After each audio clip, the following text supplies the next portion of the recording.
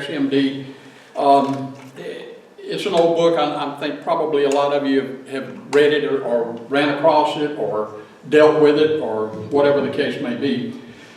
I found it a very interesting book, somewhat depressing, but anyway, we're not going to talk an awful lot about that. It's a basically Thomas Harris, MD, talked about transactional analysis, a form of individual or group psychology focusing on social interaction, psychological games, and analysis of relationships as persons shift from roles of parent, child, adult. Man, sort of boring. But anyway, he came up with 4 positions. He came up with 4 positions that people work through that we all go through in our life. And the first one is, I'm not okay, you're okay. Then the second one is, I'm not okay, you're not okay. Third one is, I'm okay, you're not okay. And then hopefully we get to the point where I'm okay, you're okay. The first one is a universal position of early childhood. I'm not okay, you're okay. Think about it. That's what, small child, I'm not okay, mom and dad are okay, they do things for me, that's good. Then we go to the second position. And the second position this is where it gets depressing to me, because the second and third positions are positions that people deal with in early childhood, but that are not something that they maybe want to do. And he says in the second one, it says, I'm not okay, you're not okay. And in all children who survive infancy initially conclude that I'm not okay, you're okay. What happens to produce this second position is I'm not okay and neither are you. What happens is that you're okay, but it's because when that child is that small, there is a certain amount of stroking, of holding, of tending to, of caring for. So he or she understands, I'm not okay, but you're okay. And then as they get to a certain point and that stroking stops, then that is introduced into, I'm not okay, you're not okay. So then it goes on to the third position, which says, after that, I'm okay, you're not okay.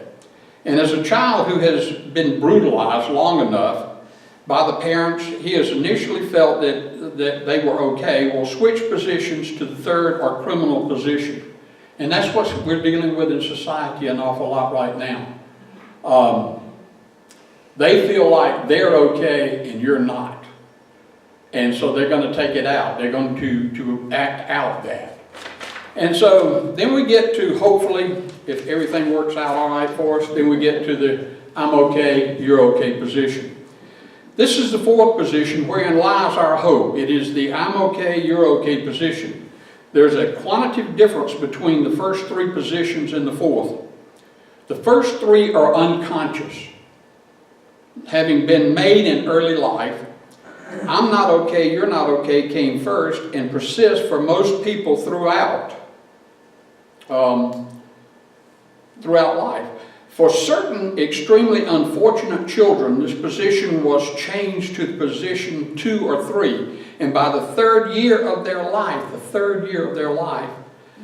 these positions are fixed in every person. So the decision as a position is perhaps one of the first functions that a child, an infant, has in his attempt to make sense out of his life. So there is a measure of predictability that may be applied to the confusion of the stimulus and feelings that they have when they're young. The fourth position, I'm okay, you're okay, because it is a conscious and verbal decision, can include not only the infinite greater amount of information about the individual and others, but also the abstract or philosophical, and religious. The first 3 positions are based on feeling. The fourth is based on thought, faith, and a wager of action. The first 3 have to do with why. The fourth has to do with why not. Now, having said all of that, what I really want to talk about is the fact that we often say, when somebody says, "How are you doing?" What do we answer? "I'm okay." Are you? Are you really okay? And do we really know whether we're okay or not? And what the hell does okay mean? I want to give you a quick lesson from me. If you can sort of put yourself into a place, it's a big church, it's December the 8th, there's this beautiful bride coming down the walkway, down the aisle to marry me. She's dressed in a beautiful red dress. We get to the altar, we go through all of our little parts of it, we finally get to lighting the unity candle, and then we're going to kneel at the altar. And we kneel at the altar, and I look over at my beautiful bride and I said, "Are you okay?" And she says, "No." Now what do you do in that situation? I mean, do we stop and say, "Well, let's have a little talk about this, okay?" And I'm sitting thinking, okay, what does okay mean? Is she going to pass out, or she's not happy, or she doesn't want to marry me? What is this? No, I'm not okay. That was not the answer I was looking for. So, having said that, I really want us to be able to look at it just being, you're okay. Okay?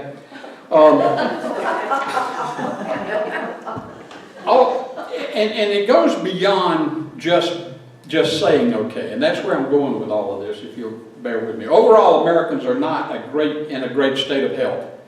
One of the contributing factors of most people link health exclusively to the physical body.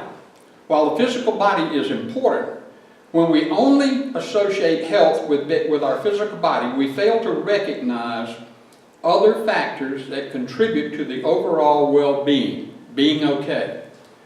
Most ancient cultures pointed to the connection between body, mind, and spirit, and recognized that each composed a part of the whole. Now, integrated medicine and health psychology are beginning to realize that health is influenced not only by the physical body, but by the spiritual, mental, and emotional bodies also. Joyce agrees with me. So does Dana. Your health is dependent on all four of these factors as opposed to just one of the four.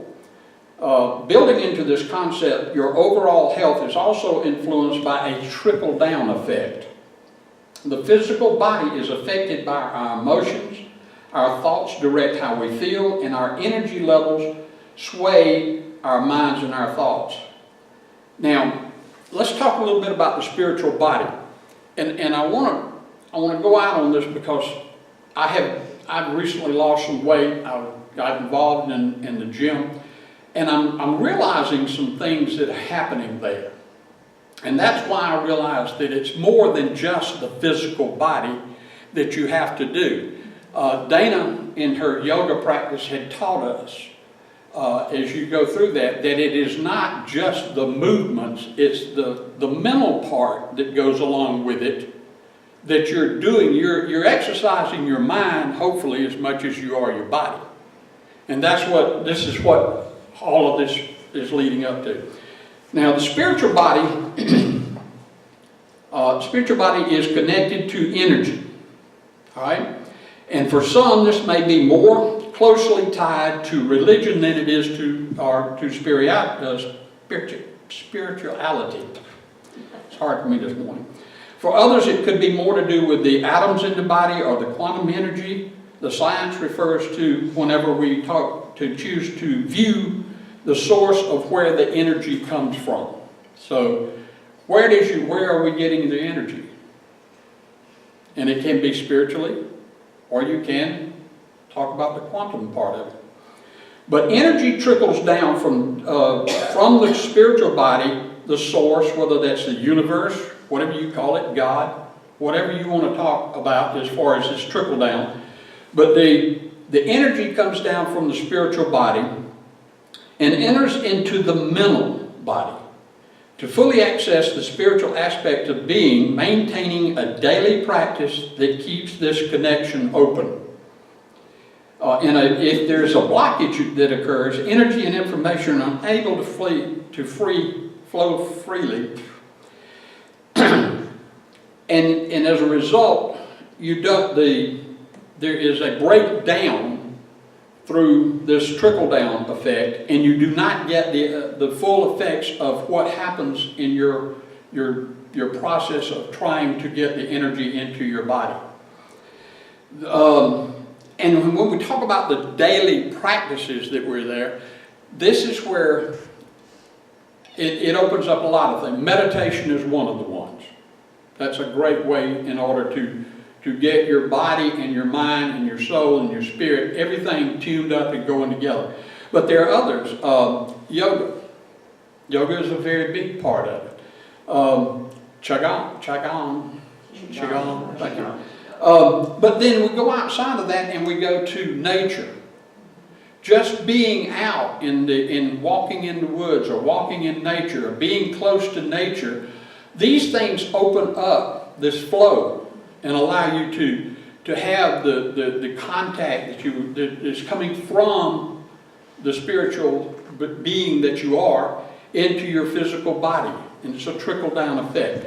Another one that we have that people can take advantage of is our labyrinth. Be able to go out and walk and meditate and spend time. The other one is the garden, our meditation garden. The other one is this beautiful river that goes by here. That you can just sit on this back porch and feel that energy, feel that flow that's coming through there. Now we talk about the mental body, okay? We've got the spiritual body, we're going into the mental body. On a surface level, the mental body is your thoughts. On a deeper level, it is the domain where your beliefs, desires, values, and goals reside. Beliefs are opinions and convictions that we hold as being true without having immediate proof. Values represented that we hold immediately, that we hold intentionally as most important are the areas of our life. Values and belief can come from thoughts that we form in a very early childhood. We all have desires to achieve and to acquire something in our lives, which is why we set goals. Intentions help us get where we want to go. Some surface level thoughts which may create goals and desires direct our mental focus from moment to moment. Now, energy comes down from the spirit into the mental body. If you're operating primarily from the mind, there will be a disconnection in the flow. This exists a lot in our society today. The mind being predominantly the force, but there's an imbalance there, and that imbalance keeps us stuck in perpetual noise. And this is one of the things that meditation is supposed to do. Yoga helps us do it, walking in nature, and that is quietening the mind. Getting to a point where that endless chatter is subsided to a level that you can handle. An open spiritual connection enables us to access higher levels of energy, which the mental body can effectively utilize to make balanced, wise choices and unfold more potential to allow us to go further. Now, one other quick story that brings this out to me. Again, going back to the gym, there is a gentleman there that comes in regular. He's in very good physical shape. But I have noticed he comes in, he gets on the treadmill. Immediately, talking on the treadmill. He's talking and doing business. He'll be over on one of the machines. He'll stop, get off, start doing business.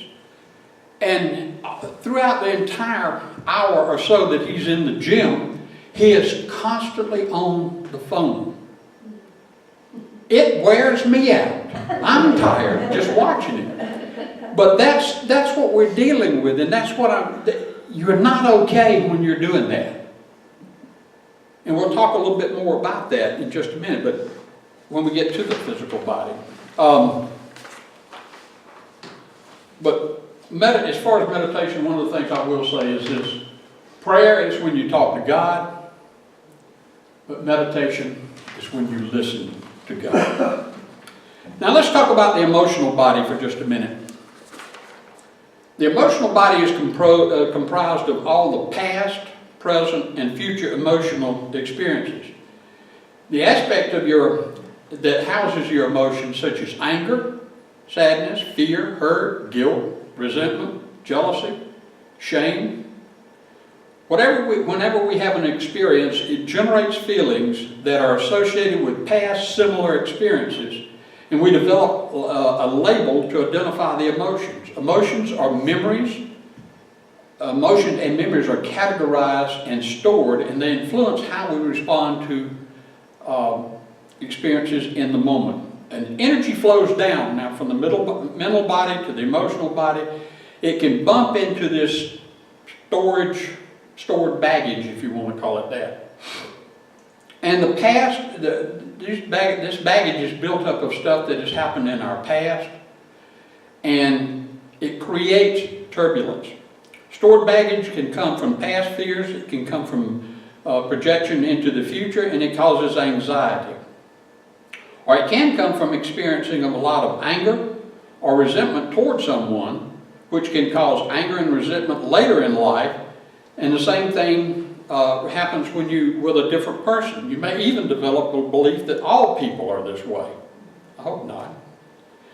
But when there's excess baggage, thoughts from the mental body will generate emotional stress and trickle down and affect the physical body. Amen? Get amen there? Okay. A person with overwhelming stress at some point experiences physical symptoms because the mind-body connection is broken. And research shows that this negative emotion can harm the body, and happiness is linked to overall physical well-being. Now, why is it imperative to develop emotional intelligence and adopt practices to have more positive outlook on life, both mental and emotional? When our thoughts are more optimistic, our emotional states will be more positive, and when our emotional states are balanced, our physical bodies will be healthier. So then we go from that trickle-down effect to the physical body.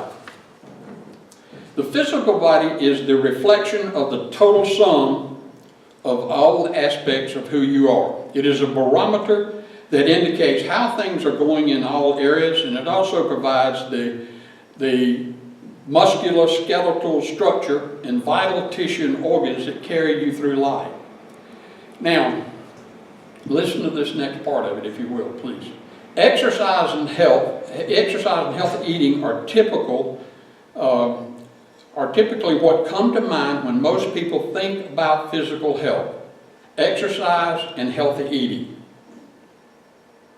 are typically what comes to mind when most people think about physical health. However, your exercise of choice isn't the only thing to consider when striving for good physical health. We all know people who have clean eating habits, are physically fit, but who carry excessive mental and emotional stress, which can wear on their health. While it may not be immediately recognizable, chronic stress takes a tremendous toll on the physical body. Stress occurs when the spiritual, mental, emotional, and physical needs are not being met. Stress triggers the flight-fight response, which is a survival mechanism that is hardwired into our DNA. It is how psychologists prepare to respond to potential life-threatening events.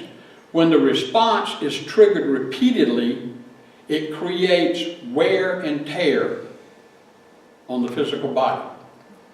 Health is much more than just the absence of disease. True health comes when we are able to create harmony between each of the four bodies. Our physical body is our foundation of this life.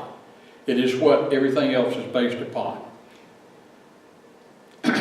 Now, if we take time to carefully tend to ourselves as a whole, we can open the energy channels. These open, clean connections equate to active energy flow through all of the layers of our being, which creates a spiritually connected, mentally stimulated, emotionally centered, vibrant life. At the end of the day, we are all seeing more happiness, connection, joy, health, fulfillment. Finding ways to exercise each of your four bodies regularly will help you cultivate more of what you need. Now, in order to get to some of these things, a lot of what we need to be able to do is think. And not to just point blank accept the fact that I'm okay. And what you want to be able to do is open up these fields and develop some of the programs so that you have outside stimulus coming in to help you to be able to go and walk in the woods, to be able to go to the gym and do the physical part of it, to be able to interact with people and get good vibes back and forth from each one of you. So it's a well-rounded program. Now I want to share a few little, if you will, sayings, if you don't mind. But these are things that I hope will make you think a little bit about whether you're okay or not. How much of your life do you spend looking for ways to be offended by others? They wrote the wrong thing, they said the wrong thing, they wore the wrong thing, they worshiped the wrong way. According to your ego needs, your judgments don't make people wrong, they just make you judgmental. How about gratitude? Gratitude turns what we have into enough and more. It turns denial into acceptance, chaos into order, confusion into clarity. It makes sense of our past, brings peace for today, and creates a vision for tomorrow. I don't think you can't really develop a good, well-rounded emotional, physical body without a lot of gratitude. And I think that's one of the places that we start. But how about trust? If you notice that someone or something are constantly absent in your life, it means that you do not yet trust yourself enough to manifest it. Everything that you want is available to you if you release your fear of lack, stop worrying about what does not seem to be there, and trust in the divine abilities to manifest all of your desires. Now, this one, again, I have to say, just thinking about it on a daily basis has been a lot of fun for me. A reminder that Winnie the Pooh wore a crop top with no panties, ate his favorite foods, and loved himself, and you can do that too. I love Winnie the Pooh. But now here's a little variation too on the serenity prayer. God grant me the serenity to accept the people I cannot change, the courage to change the one person I can, and the wisdom to know that person is me. And this is the next one. Being deeply loved by someone gives you strength, while loving someone deeply gives you courage. And Lois Hay, this one, I am worthy of the very best in life, and I now lovingly allow myself to accept it. And I think that's a little bit of everything that we deal with, is all of these things are built around accepting yourself, because you're okay. And it's all right to be who you are. I have one more here if I can find it.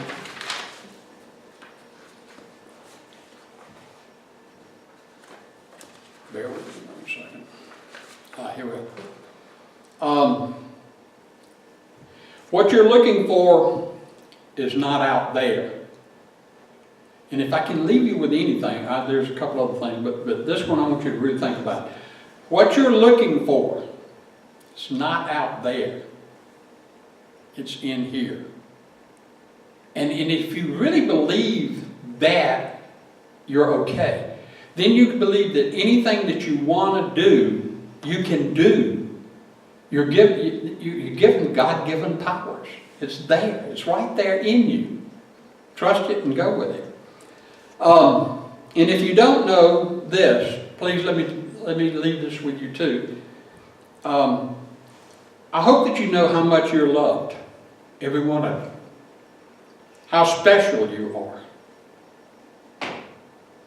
How important you are to someone's life. How strong you yourself can be. And how tender you can be. And 2 last things, if you will. Laugh when you can. Apologize when you should. Let go of what you can't change.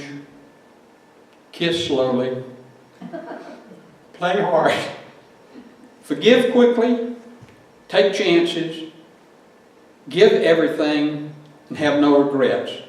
Life's too short to be anything but happy. And I'll end my little talk with the greatest little book, Everything I Ever Needed to Know. I learned in kindergarten. But you've heard this one before, but I'm going to share it with you again real quick. These little things, like I say, you go back to kindergarten. I'm sorry, I was a kindergarten dropout. Third day I didn't like naps and I didn't want warm cuddly milk, so I left the kindergarten class and walked the 2 blocks home, which upset my mother no end because the police were looking for me. The kid had been kidnapped or something from the school. But anyway, think about this: if you go, share everything, play fair, don't hit people, put things back where you found them, clean up your own mess, don't take things that aren't yours. Say you're sorry when you hurt somebody. Wash your hands before you eat. Flush. Big one. Warm cookies and cold milk are good for you. Now, it didn't say warm milk. It said cold milk. Okay? Live a balanced life. Learn some, think some, draw and paint, and sing and dance and play and work every day. Take a nap every afternoon. I like that one. Mimi taught me that one. When you go out into the world, watch out for traffic, hold hands, and stick together. Be aware of wonder. Remember the little seed in the styrofoam cup. The roots go down, the plant goes up. Nobody really knows why or how. But we're all like that. Goldfish and hamsters, white mice, and even little seeds in a styrofoam cup, they all die. So do we. And then remember the Dick and Jane books, and the first words that you learn, the biggest word of all, is look. Everything you need to know is right there in those little sayings. If you'll bear with me just a minute, I have one little song I'd like to hook up on the computer, so we'll play. And just like still like.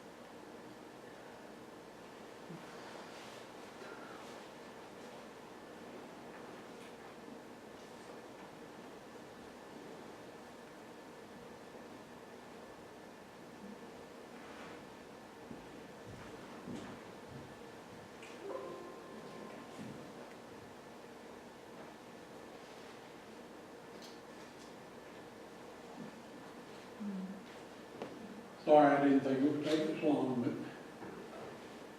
Technology.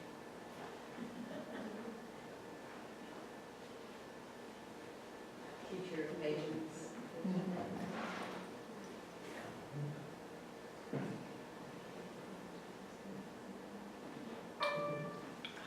Yes, no.